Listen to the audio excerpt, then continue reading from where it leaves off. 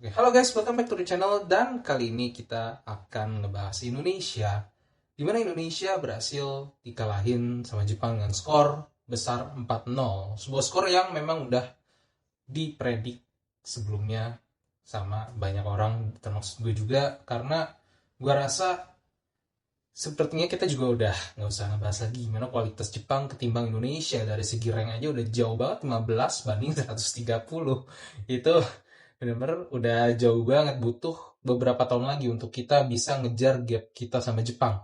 Tapi overall, even Jepang pun juga kemarin bukan nurunin pemain yang benar-benar pemain utamanya banget. Ada beberapa pemain cadangan juga yang diturunin untuk lebih ke hal rotasi.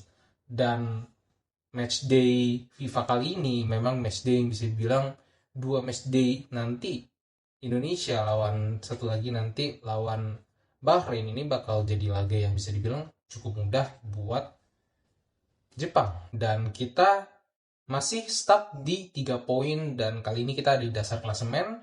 Tapi apakah harapan untuk Indonesia menang ini benar-benar sirna? Enggak sih. Kita masih punya peluang lawan Arab Saudi, Bahrain, China.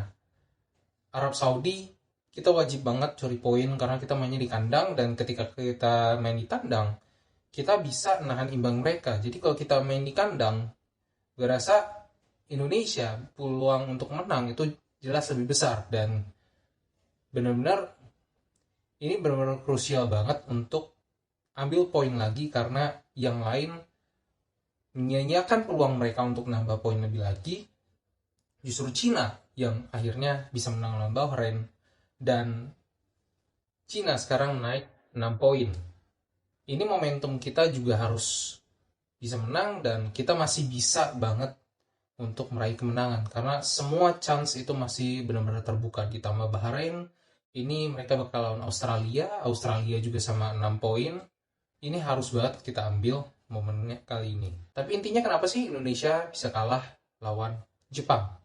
Sebenarnya ada satu hal yang benar-benar ngebedain dari pertandingan yang ada. Indonesia memang berani bermain agresif, bahkan kita punya beberapa peluang besar sebenarnya. Jepang sendiri juga dikatakan sama Hajime Moriyasu, pelatihnya dari Jepang, kalau mereka juga nggak expect Indonesia bakal main lebih agresif.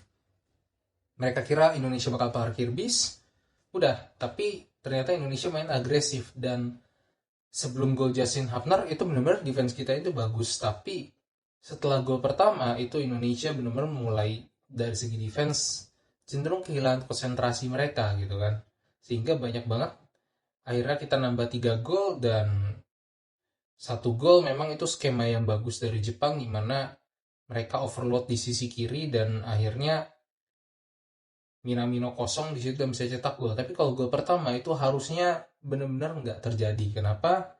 Karena sebenarnya posisi dari pemain Jepang ini udah offside, tapi Justin Hapner dia sentuh bolanya dan akhirnya bunuh diri.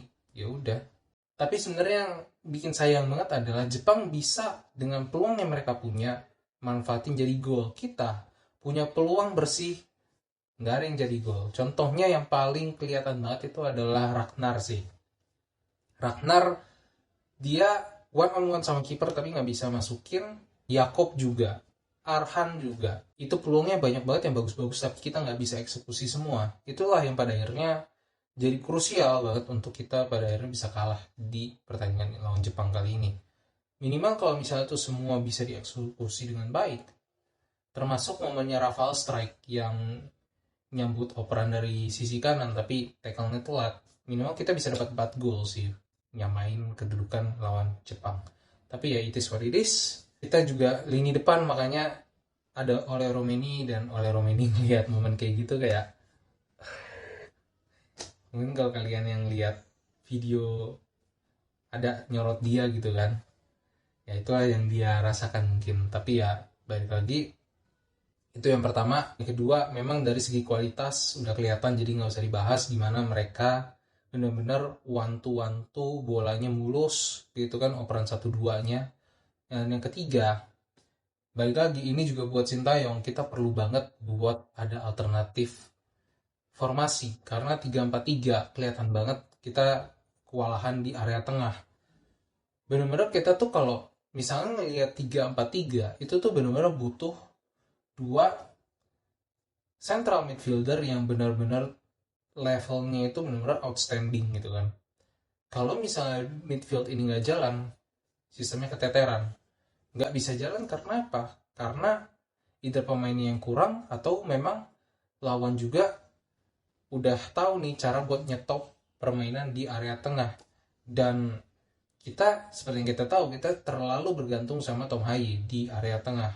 Sementara di depan itu Rafael Strike, Ragnar berkali-kali memang berusaha untuk mundur ke belakang, tapi kita butuh kekuatan lebih untuk bisa fighting di area tengah. Belum lagi gimana kalau misalnya distance sama center back sama central midfield ini tuh gapnya terlalu jauh.